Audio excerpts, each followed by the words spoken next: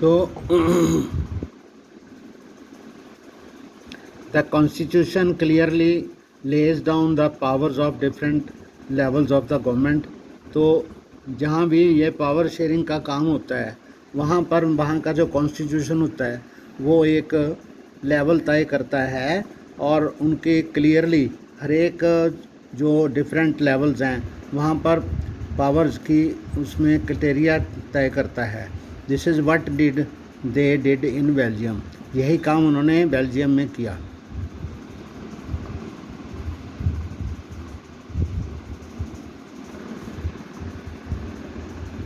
This what they did in Belgium but was refused in Sri Lanka.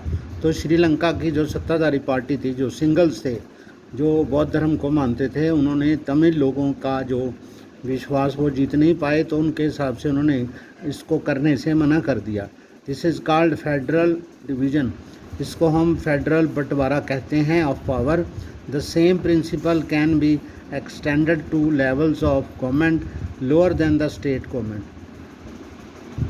ये इसी सिद्धांत से हम जो अलग अलग गवर्नमेंट के लेवल्स हैं वहाँ तक भी इस बंटवारे को अपना सकते हैं। Such at the municipality and panchayat level पर भी कर सकते हैं। Let us call division of power involving higher and lower levels of government. तो अब हम सरकारों में जो पावर शेयरिंग की डिवीज़न होती है उसके बारे में हर एक लेवल पर अध्ययन करते हैं। Vertical division of power. Vertical division of power मतलब एक सेंट्रल गवर्नमेंट है, फिर फेडरल गवर्नमेंट जो स्टेट की गवर्नमेंट है, स्टेट गवर्नमेंट के नीचे फिर ज़िले की जो सरकार है, ठीक है, और उसमें म्यूनिसिपल कमेटीज़ जहाँ वो आती हैं नीचे ग्राउंड लेवल पे, देहात में वहाँ पर पंचायत वगैरह आती हैं। वर्टिकल डिवीज़न होती है ये पावर की। We shall study these at some length in the next chapter. Power must also be shared among different social groups. जो अलग अलग सामाजिक दल हैं उनमें भी, सोशल ग्रुप्स में भी ये पावर शेयरिंग होनी चाहिए। Such as the religious and linguistic groups. Religious groups होते हैं जो धार्मिक ग्रुप होते हैं। लिंग्विस्टिक का मतलब भाषाई ग्रुप होते हैं। Community governments in the Belgium is a good example of the arrangement. तो इस ऐसा अरेंजमेंट जो है बेल्जियम में जो हुआ उसको हम वहाँ की कम्युनिटी गवर्नमेंट कह सकते हैं। In some countries there are constitutional and legal arrangement where by socially weaker sections and women are represented in the legislature and administration. बहुत सारे देशों में ऐसे कानूनी प्रबंध किए गए हैं यहाँ पर कमज़ोर तबकों के औरतें और आदमी वहाँ पर स्पेशली उनको प्रतिनिधित्व दिया जाता है लेजिस्लेचर में और एडमिनिस्ट्रेशन में। Last year we studied the system of reserved constituencies. पिछले साल 9th क्लास में हमने जो रिजर्व कॉन्स्टिट्यूंसीज थी, यानी कि in assemblies and the parliament of our country, हमारे देश में जो स्टेट लेवल पे असेंबलीज होती हैं उनके इलेक्शन में, और कुछ सीटें जो होती हैं वो रिजर्व क्लास की होती हैं अलग अलग क्लासेस के लिए। This type of arrangement is meant to give space in the government and administration to diverse social groups. अलग अलग सोशल ग्रुप्स जो है जो वीकर सेक्शन में आते हैं उनकी वहाँ पर सीधी पहुँच नहीं हो सकती, तो दूसरे लोग वहाँ पर जगह बना लेते हैं अपनी, तो वो वीकर सेक्शन वहाँ पर उनको अगर प्रतिनिधित्व नहीं मिलेगा तो इसके लिए सरकार वहाँ पर रिजर्वेशन करती है जिनको बाद में वो नहीं मिलेगा। तो this method is use to give minority communities a fair share of power. इसलिए जो मिनॉरिटी वाले कम तबके वाले लोग जो हैं उनको पावर में हिस्सा दिया जाता है। In unit 2 we shall look at various ways of accommodating social diversities. तो अलग अलग जो सामाजिक तौर पर अलग अलग लोग हैं उनको ऐसी मौका देना हम यूनिट 2 में पढ़ेंगे। Power sharing arrangement can also be seen in the way political parties, pressure groups and movements control or influence those in power। तो पावर शेयरिंग वैसा भी होता है कि जो एक तो ऐसा ग्रुप होता है जो सत्ता में है और बाकी के जो होते हैं पॉलिटिकल पार्टीज़ होती हैं, जहाँ प्रेशर ग्रुप्स होते हैं, जहाँ उनके आंदोलन होते हैं जो कि प्रेशर डाल के सत्ताधारी पार्टी को प्रभावित करने की कोशिश करते हैं। In a democracy the citizen must have freedom to choose among various contenders for power.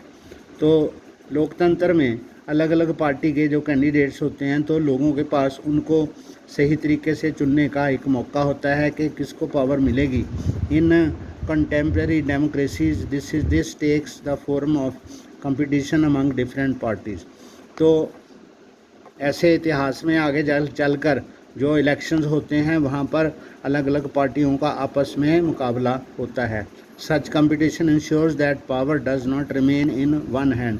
तो ये जो मुकाबला है ये इस बात की तायद करता है कि जितने भी जो पावर है एक हाथों में ना रहे।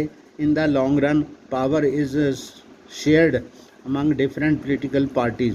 तो समय के साथ साथ जो पावर शेयरिंग है, ताकत की जो हिस्सेदारी है, अलग अलग पॉलिटिकल पार्टी को जाती रहती है। दैट प्रेजेंट डिफरेंट आइडियोलॉजी, जो अलग अलग विचारधारा वाले लोग होते हैं और सोशल ग्रुप्स होते हैं।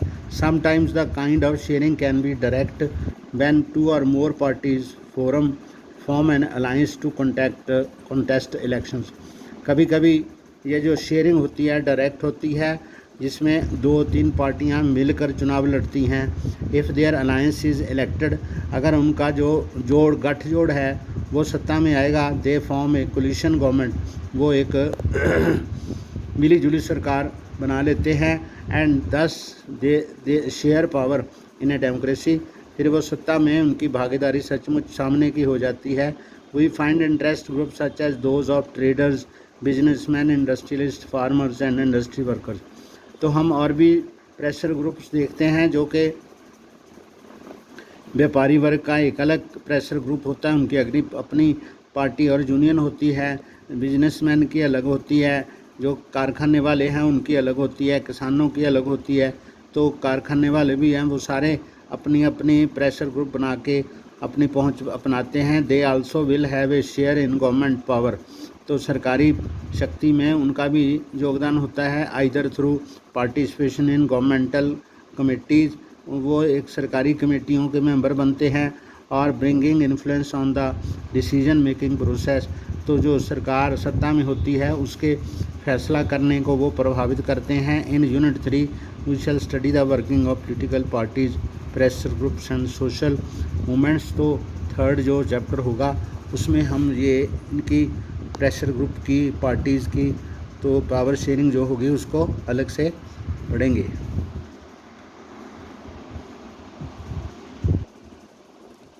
इन my school the class monitor changes every month. तो ये लड़की कह रही है मेरे स्कूल में हर महीने क्लास मॉनिटर चेंज हो जाता है। Is that what you call A power sharing arrangement.